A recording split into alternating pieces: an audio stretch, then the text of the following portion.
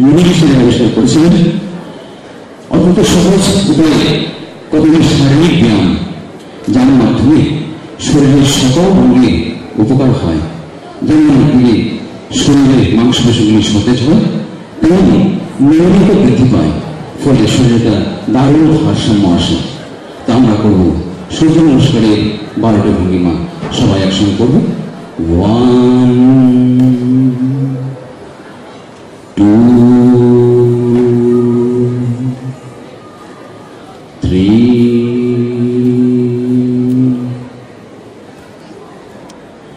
4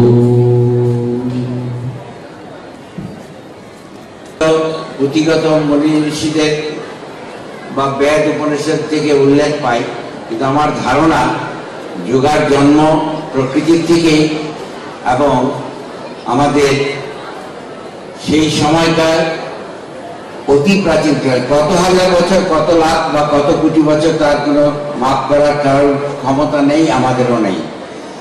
তো যখন মানুষ জন্ম নেয় তারপর থেকেই একটা জিনিস কনফার্ম যে আমরা মরে যাব, কিন্তু যে কদিন থাকবো সে কদিন সুস্থভাবে বাঁচার জন্য সবাই লড়াই করে যায়। সেই লড়াইয়ে প্রথম অঙ্গ এসেছিল উদ্ভিজ, তারপরে এসেছিল খনিজ, তারপরে এসছে যোগা। সেই সময় হয়তো কোনো ধর্মেরও জন্ম নেয়নি, সেই সময় হয়তো ধর্ম ছিল মানব ধর্ম।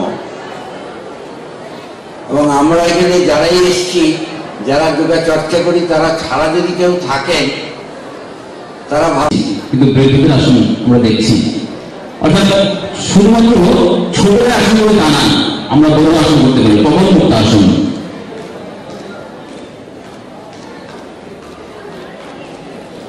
আন্তর্জাতিক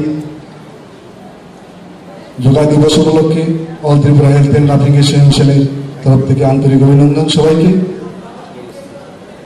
বাচ্চাদের মতন কিন্তু আমাদের লাফিং ক্লাবের গুলি হবে না, আমরা শুধু নিজেদের সুস্থ রাখার জন্য প্রতিদিন 1 ঘন্টা আসন প্রাণায়ামগুলি করে থাকি।